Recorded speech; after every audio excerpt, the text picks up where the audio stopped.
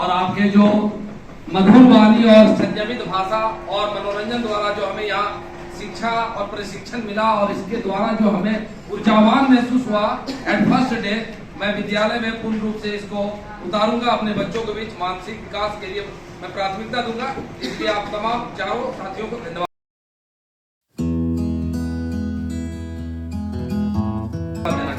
लघु नाट्य तैयार किया है वो आपके समक्ष हम लोग प्रस्तुत करेंगे। उस लघु नाटक का एक सारांश थोड़ा सा मैं बता देता हूँ। गुड़िया नाम की एक लड़की रहती है जो 8वीं कक्षा में पढ़ रही है। गुड़िया नाम की लड़की आप लोगों के सामने प्रस्तुत होगी, जो वर्तमान समय में 8वीं कक्षा में पढ़ती है और आजकल वो कुछ बुझी बुझी से दिख रही है, उदास दिख रही है। बाद में ये बातें जो हैं उसकी शिक्षिका नोटिस करती है और उसके मन में सवाल आता है कि आखिर में क्या बात है, जो गुड़िया इतनी चंचल स्वभाव की थी, बहुत ही शरारती लड़की थी, बहुत ही नोटी लड़की थी, आज उसकी उदासी का क्या कारण है। तो आगे क्या होता है, आगे क्या होता है, इन्हीं बातों को लेकर एक लघु नाट्य जो है नाटिका आपके सामने प्रस्तुत है। आशा है आप सभी इसे बहुत उत्सुकता के साथ देखेंगे। छोटा सा छोटी सी आवाज़ बनता। मुझे भूख लगी मम्मा, लगी है और खाना भी वहाँ है, किधर खा लो। ये रखो गाड़ी में तो।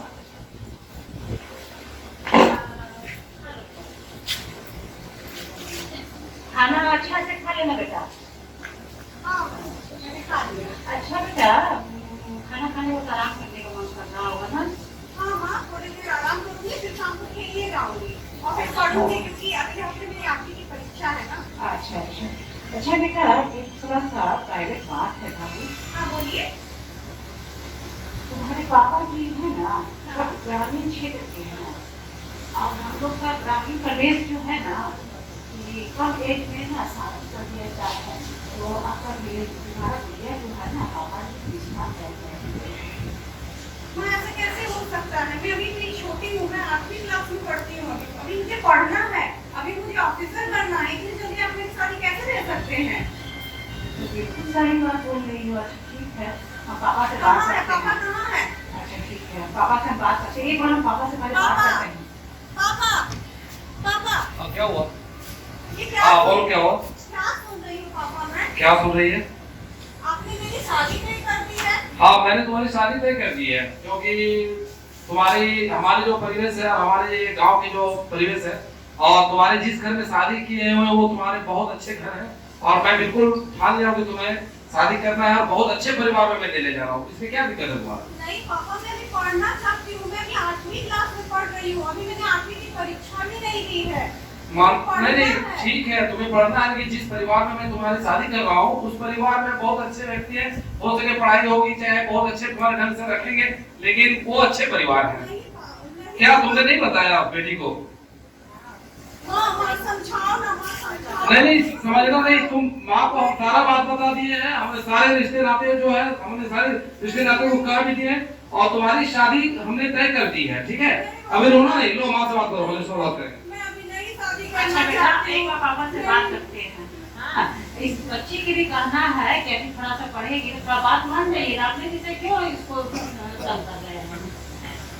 नहीं देखो, तुम्हारे समय तुम घर में रहती हो, तुम्हारा समय नहीं है। हमारे जो परिवेश में हमारे संस्कार जो है, हमारे जो रिश्ते नाते हैं, वो इसी उम्र में सारे बच्चियों को शादी दे रहे हैं और मैं जिस घर में इसको शादी दे रहा हूँ बहुत अच्छे परिवार है। ये तुम अपनी बेटी को समझाओ, ठीक है? नहीं, तुम्हें रोने से नहीं चलेगा। तुम्हारे विद्यालय कब से बंद हो जाएंगे, ज्यादा रोगी तुम्हारे विद्यालय बंद हो जाएंगे, ठीक है? नहीं, तुम्हारी शादी हमने तय कर दी है, इसको रोना बंद करो। मैंने शादी तय कर लिया है इसको ना, अच्छे परिवार में शादी तय कर दी है। इसको समझाओ बढ़िया से, ठीक है? इसको समझाओ। और इसकी शादी तय हो गई है, तिथि भी निर्धारित कर दी है, शादी का तिथि निर्धारित हो गया और बाराती वाले आएंगे, उसकी व्यवस्था में हमको लगनी पड़ेगी। बहुत अच्छा परिवार है, ठीक है? इसको समझाओ।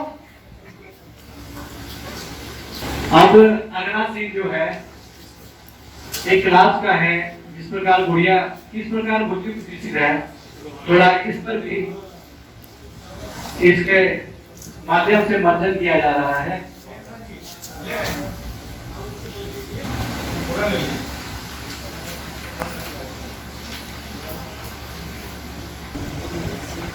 क्या हुआ भैया? बेटा इतना परेशान क्यों कर रही हो? कुछ परेशानी है क्या? कुछ हुआ है रास्ते में? घर में कुछ हुआ है? फेसबुक में किसी ने कुछ कहा है तुमको? इतनी परेशान क्यों कर रही हो? कुछ नहीं मैम, कुछ नहीं हुआ। बताओ, मैं किसी को नहीं बताऊंगी अगर परेशानी है तो। नहीं मैम, कुछ नहीं हुआ है।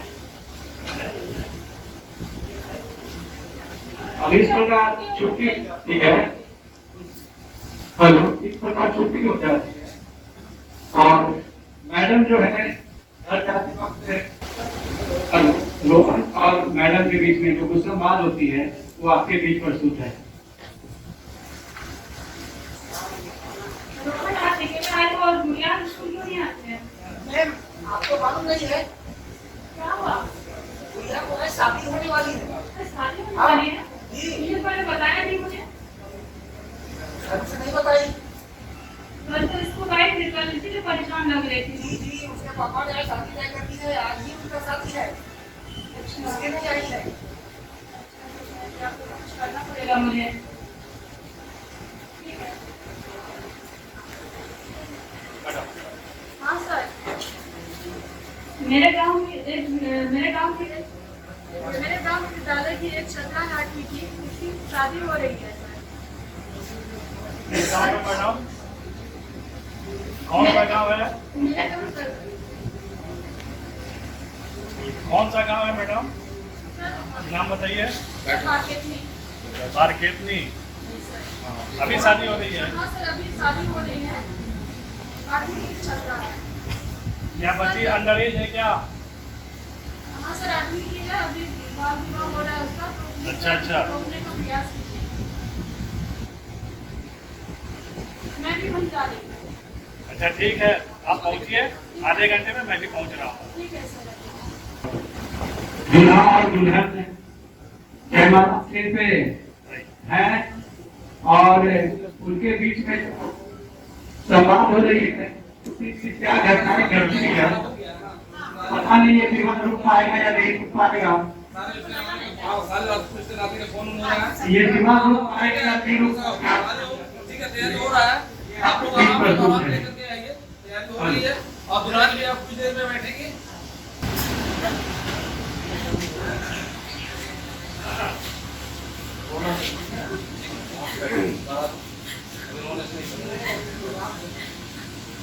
हाँ मैडम, कहाँ हैं आप? हाँ सर, मैं यहीं पे हूँ। अच्छा, क्या बात रही आपकी? क्या हुआ शिक्षिका महोदय? क्या आप कौन हैं? आप लड़की के पिता हैं?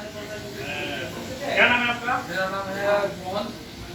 ओ, आप जो लड़की के पिता हैं और फिर ये क्या कर रहे हैं, ये गलत काम कर रहे हैं? अपनी बेटी का शादी करवाओ सर, हमारे रिश्ते नाते जो है सो सारे ऐसी तरह शादी होती है। क्या? मैंने सोचा कि जो अपनी लड़की को अच्छा परिवार से शादी दे दूं, वहाँ सुखी रहेगी, हमारी जो है सो भरण पोषण भी अच्छे ढंग से नहीं हो पा रहा था, इससे कि हम वहाँ शादी उनका अच्छे परिवार में देना चुप रहिए चाहते पहले। क्या आपको पता नहीं है बाकी का अपराध है? पता तो नहीं है सर, लेकिन शादी से बहुत अच्छे परिवार में हम कर रहे हैं। बहुत पहले भारत सरकार के द्वारा मैम चाइल्ड सबको समझाया नहीं प्रोहिबिशन एक्ट बनाया गया है, आपको पता होना चाहिए। देखिए, ये बाल बाल विवाह विवाह बिल्कुल अपराध है। 18 साल से पहले बाल विवाह अपराध है। मैंने सारे जगह रिश्ते नाते को मैं तय कर दिया, बारात आने वाले हैं, आपकी लड़के भी बेटी खड़े अभी हैं। 8वीं क्लास में पढ़ाई कर रही है, अभी इसको आगे पढ़ने का समय दीजिए। जिस परिवार में हमने शादी करा, मैं बहुत अच्छे परिवार ठीक है। में लड़की का इच्छा है, भारत सरकार शादी में लड़की का इच्छा है कि नहीं? उसकी माँ से भी बात हुई है, माँ भी माँ से बात नहीं, लड़की की इच्छा है कि नहीं शादी में? भारत सरकार के गाइडलाइन के मैंने उसको द्वारा समझाया, लड़की को सुनिए, नहीं समझाया। भारत सरकार के गाइडलाइन के द्वारा लड़के की शादी 21 वर्ष से कम और लड़की की शादी 18 वर्ष से कम। हमारी इज्जत पर बढ़ जाएगा सर, हमारे बाराती आ रहे हैं, बाराती को व्यवस्था करना है, लड़के खड़े हैं। अभी जेल लेकर के चलेंगे आपको भी और फिर लड़के के पिता को भी और लड़की आप समझाइए ना कैसे कर रहे हैं, हीरो को जेल लेकर के चलेंगे अभी। आप समझाइए लड़की को, बिल्कुल बाल विवाह कानून हमारी है। बेटी सही देश की खड़ी है, समझाइए लड़की पिता है सर ये आप तो समझदार आदमी लग रहे हैं। फिर जो है कैसे ये जो है बाल विवाह को एक्सेप्ट कर लिए हम? आपको क्या आपको नहीं पता है? नहीं लग सकेंगे किसी कंडीशन में मालूम नहीं होगा। यदि कुछ हो जाए तो देख लीजिए जरा। चलो ये बेटी पढ़ाओ, ये सब नहीं होगा सर। चलिए जाए खराब लेकर के वापस चलिए, बिना मतलब का काम करते हैं आप लोग। सारे लोग वापस चले जाएंगे। हाँ चलो जाओ लेकर चलिए सुंदर। चलिए और इस प्रकार से और इस प्रकार से एक बहुत बड़ा ये जो अनर्थ होने से बच गया। तो अभी के जो वर्तमान परिवेश में जो कानून बने हैं, जो आप लोग इस नाट्य के माध्यम से आप लोगों ने देखा, इसी बीच में जो गुड़िया जो है वो आप लोगों के बीच में कुछ कहना चाहती है, वो आप लोगों के बीच गुड़िया जो है वो प्रस्तुत करेगी। अभी ब्याहने की क्या जल्दी, थोड़ा लिख पढ़ जाने दो। अभी ब्याहने की क्या जल्दी, थोड़ा लिख पढ़ जाने दो। प्रेम और ममता की मूर्ति पूरी तो गढ़ जाने दो। अभी खेलने के दिन इसके, हुआ न बचपन पूरा है। कच्ची कली अभी बगिया की, यौवन अभी अधूरा है। अभी अभी तो हुआ सवेरा, धूप तनिक चढ़ जाने दो। अभी ब्याहने की क्या जल्दी, थोड़ा लिख पढ़ जाने दो। हमारा विषय है इंटरनेट और सोशल मीडिया का सुरक्षित उपयोग। तो हम लोग सब जानते हैं कि इंटरनेट बहुत जरूरी है। आज के डेट में हम लोग जो उपयोग करते हैं मोबाइल का, वो बहुत ही उपयोगी है और कारगर है। लेकिन कहीं कहीं हम लोग इस तरह के मसले में फंस जाते हैं कि ज्यादती में हम लोग खुद ही असुरक्षित हो जाते हैं या असुरक्षित महसूस करते हैं। व्यक्तिगत जानकारी को हम लोग इंटरनेट में साझा नहीं करेंगे, और व्यक्तिगत जानकारी के साथ में जो पासवर्ड हमारी होगी, व्यक्तिगत जानकारी यानी आप जो अपना अकाउंट बनाए हैं, आपका जो ईमेल आईडी है वो आपका स्ट्रॉन्ग होना चाहिए। आज और सिर्फ अंक में नहीं बल्कि उसके साथ कुछ लेटर हो, उसमें उसके साथ कुछ साइन भी हो, ताकि दूसरा आदमी अगर कोशिश भी करे तो वो नाकाम रहे। दूसरी बात है क्या कि पासवर्ड को समय समय पर बदलना भी चाहिए। किसी भी अनजान व्यक्ति से अपना ईमेल आईडी या अपना कुछ पर्सनल आइडेंटिफिकेशन, कुछ पर्सनल मैटर को शेयर ना करें, बचें। आए दिन बहुत सारे ऐसे कॉल आते हैं, फ्रॉड कॉल आते हैं कि आपके दोस्त बोल रहे हैं, और कहाँ से बोल रहे हैं, रांची से बोल रहे हैं, आपका इतना लॉटरी लग गया, या तो आप इस गेम में जुड़िए, इसमें आपका फायदा होने जा रहा है। हमको पता ही नहीं वो मेरे कौन सा दोस्त है, हमने कभी देखा भी नहीं है, सुना भी नहीं, अचानक मुझे दोस्त बना लेता है। कभी कभी व्हाट्सएप ग्रुप में हमको जोड़ देता है, तो उससे आप लीव हो जाइए, एक्टिव कर दीजिए ग्रुप को, उसको मत रखिए, डिस्ट्रॉय कर दीजिए। दूसरी है बैंक से। बैंक से तो हमेशा सावधान रहिए। अभी इंटरनेट का सबसे ज्यादा खतरा साइबर क्राइम का जो है वो बैंक से। बैंक वाले अनावश्यक कभी फोन नहीं करेंगे, इस बात की जानकारी आप एकदम निश्चित रूप से जान लें, ठान लें कि बैंक वाले कभी भी कॉल आपको नहीं करेंगे। अभी एक ऐसा ट्रेंड चला है कि आपको फोन करेगा वो कि आपका पैसा देखिए गायब हो गया, हाँ, तो आपका पैसा गायब हो गया। आप तो पहले अपने अकाउंट चेक करने जाएंगे, तो अकाउंट जैसे ही चेक करने जाएंगे तो आपको पता चलेगा सही में मेरे जीरो बैलेंस है, 2 लाख रुपया मेरे खाते में था। अभी मैंने एटीएम में जब गया और देखा तो पता चला कि जीरो बैलेंस है। आप तो बता जाइएगा, बेटी की शादी के लिए, घर के लिए, माँ के इलाज के लिए, वगैरह वगैरह के लिए, आप तमाम जरूरियात के लिए आप रखे हुए हैं। तो आपको फिर दोबारा फोन किया जाएगा, क्या कह के कि आप रिक्वेस्ट करेंगे या आपको फोन करेगा कि हमारे ना आपका पैसा हमारे लिए देखिए। वो आदमी खुद बोलेगा इतना कॉन्फिडेंस से, और आप जब चेक करेंगे तो आपको जीरो बैलेंस मिलेगा।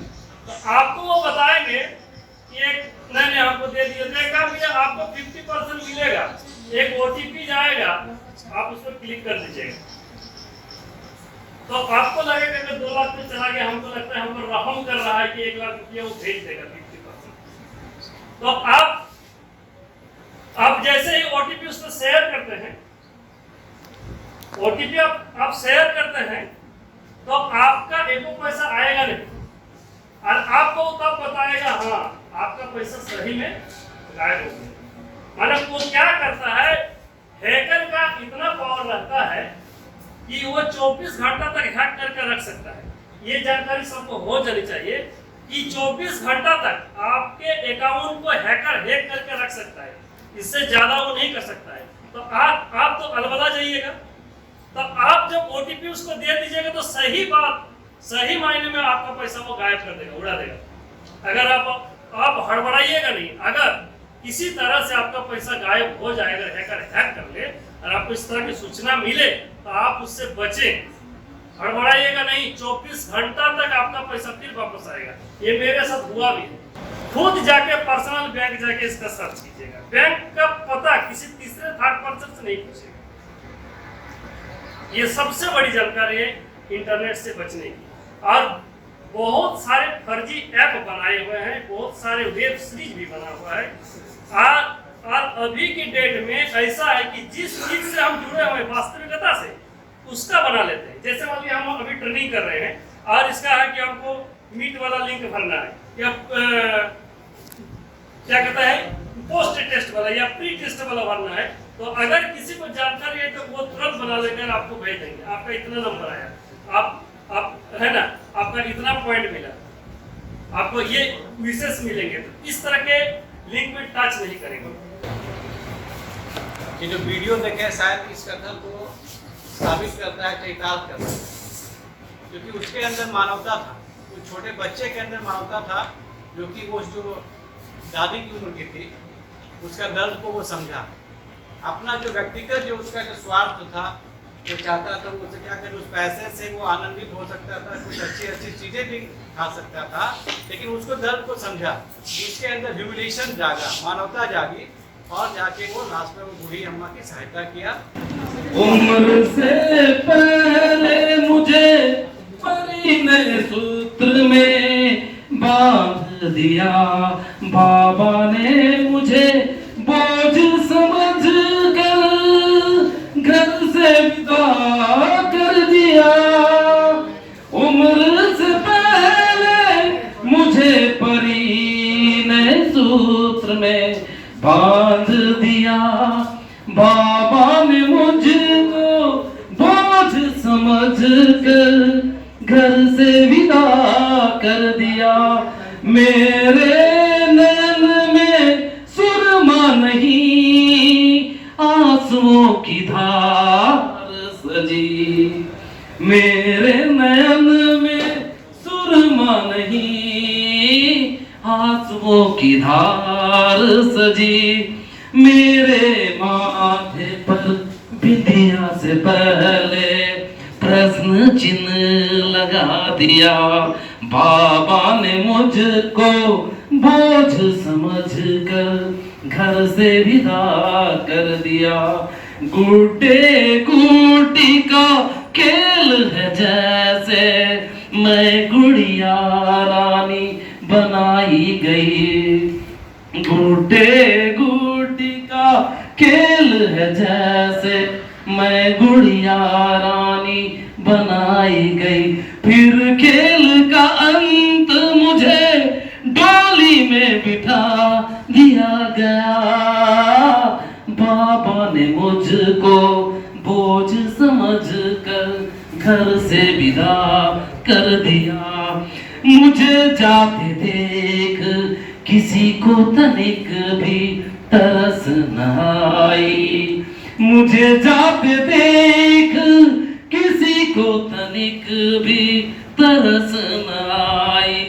गरीबी और लाचारी ने मेरे सपनों को कुचल दिया, बाबा ने मुझको बोझ समझ कर घर से विदा कर दिया। मेरे नाजुक कंधे पर, मेरे नाजुक जिम्मेदारी की बोझ रख दी गई मेरे नाजुक कंधे पर, जिम्मेदारी की बोझ रखी ही गई। हाथों में कलम के बजाए, हाथों में कलम के बजाए झाड़ू बेलम थमा दिया। बाबा ने मुझको बोझ समझकर घर से विदा कर दिया। ना समझ थी मैं पर रस्मों रिवाजों के तले दबती गई। ना समझती मैं रस्मों रिवाजों के तले दबती गई। क्यों उम्र से पहले मुझको औरत बना दिया गया। बाबा ने मुझको बोझ समझकर घर से विदा कर दिया। बाबा ने मुझको बोझ समझ के घर से विदा कर दिया। धन्यवाद। 10:45 मध्य अवकाश के दौरान विद्यालय कैंटीन से बर्गर खरीदा। 11 बजे कक्षा में प्रवेश करने से पहले सुपारी चबाई। 12 बजे दोपहर के भोजन के दौरान घर का खाना खाया। 14:30 में पैदल घर आया। 2:45 दोपहर का भोजन दिलचस्प नहीं था, इसलिए दोपहर के भोजन के लिए फास्ट फूड तैयार किया। 3:30 घर का पाठ पूरा करना शुरू किया। 5:30 में माँ को बताया कि विद्यालय में उनके दोस्त राहुल के साथ उनकी बहस हुई थी और उन्हें बुरा लग रहा था। माँ ने उसे धैर्य से सुना और सोमू को अपनी गलती का एहसास हुआ। उन्होंने राहुल को फोन किया और माफी मांगी। मैम ये दे दीजिएगा। माँ कुछ नहीं लाई है। हमारे लिए इतना अच्छा नौकरी करते हैं। अब भैया ने तुमको यही मिली थी। हाँ वो छोटकी भाभी को देखो तो कितना चीज लेकर के आई है। देखो देखो तो कुछ मिला कर दिए ना दिए। अब दवाई लाइएगा तो आप दवाई लेने नहीं दी है।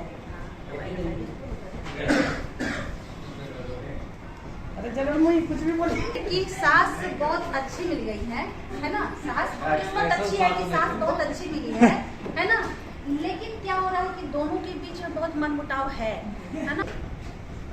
आप उनका काम क्यों नहीं किए? झाड़ू नहीं लगा, क्वेश्चन सब तो बस हम ही कर रहे हैं, सब काम आप ही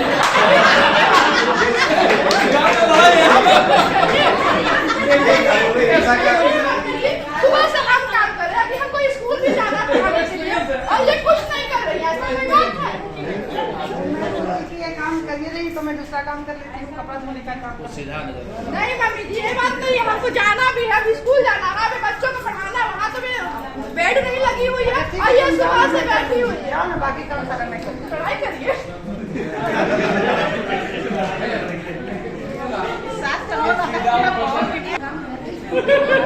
कैसा अगर रिश्ता हो तो शायद आएगा ही नहीं। बीते 4 दिन में हम लोगों ने 16 मॉडल को बहुत ही रोचक, सरल और आकर्षक शालीनता के साथ प्रशिक्षण को प्राप्त किया। हमारे प्रशिक्षकगण बहुत ही शालीनता के साथ, बहुत ही अच्छे ढंग से, रोचक ढंग से, सरल भाषा में समझाने का प्रयास किया और हम लोग समझे भी। यह कार्यक्रम केंद्र सरकार और राज्य सरकार के समन्वय से बना यह कार्यक्रम हमारे लिए बहुत उपयोगी है। आकर्षक है और इसका इम्प्लीमेंट कहां तक हम करा सकें अपने विद्यालय में, ये जिम्मेदारी इनके द्वारा हमारे कंधे पर मिला।